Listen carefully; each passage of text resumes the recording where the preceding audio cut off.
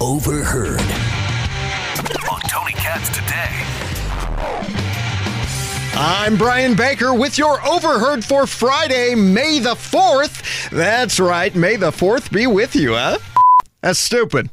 Let's start with NBC, shall we? First, a little background. You know how the mainstream press is always upset because Trump is constantly accusing them of fake news? The media is fake. Fake news. Fake news. I'm changing it from fake news, though. Very fake news.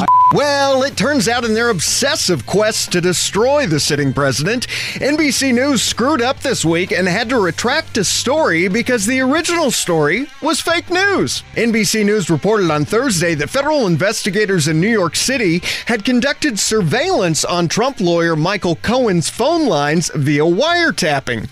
Well, it turns out that's not true. Here's the retraction. We have a correction via NBC News. Earlier today, NBC News reported fake news that there was a wiretap on the phones of Michael Cohen, citing two separate sources with knowledge of fake news. But we've got a correction to that. Fake news. Now, it's not a wiretap where they're listening into the phone calls, but fake news. Specifically, let me bring in my colleague Tom Winter.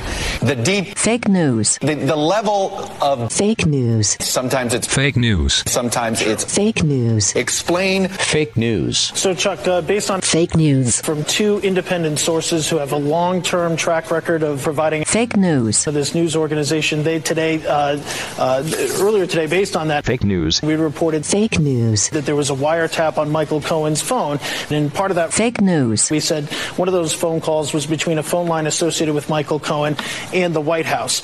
Now, three senior U.S. officials are telling us that this is fake news. It was what is referred to as fake news. In plain English, that means it's fake news. So that pretty much clears it up, yeah?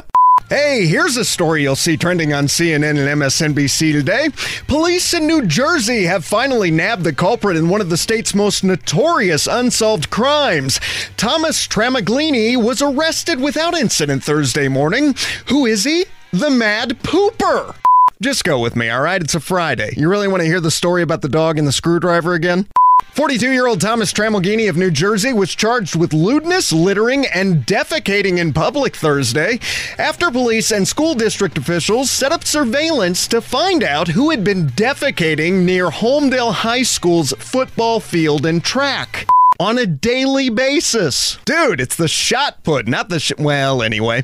It gets better. Tramaglini is apparently the superintendent of Kenilworth School District, which happens to be about 30 minutes away. That's right, the districts are rivals. Well, that explains everything. Now it makes perfect sense.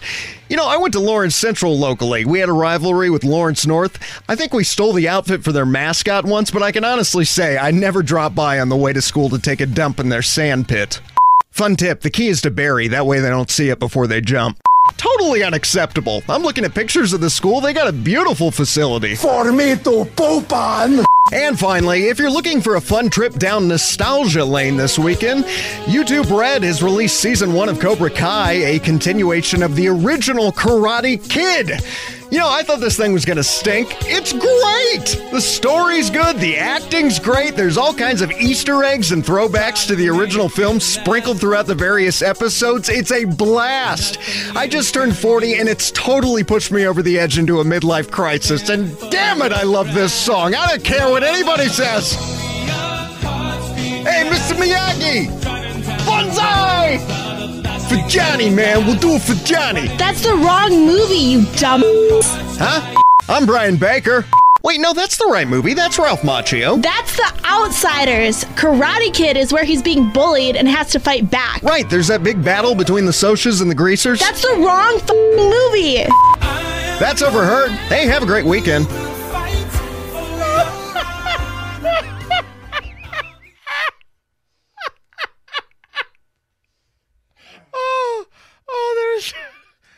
I'm going to celebrate. I rarely get this reaction from you.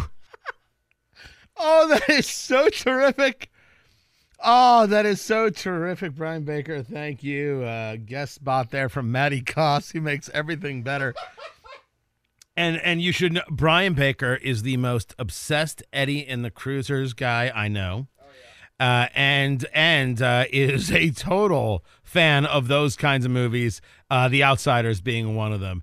And a Do It for Johnny reference. That's well played.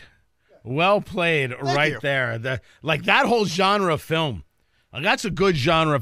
For me, in my head, those are in the same place. No. It's something to do with the greased back hair and everything else. I just put them all in the same bucket. Two groups of rivals, yeah. Oh, my goodness gracious. That made me laugh. That made me laugh out loud. Also, the guy who was going to the bathroom on the track. Yes. That's Holmdel, New Jersey, not Holmdel.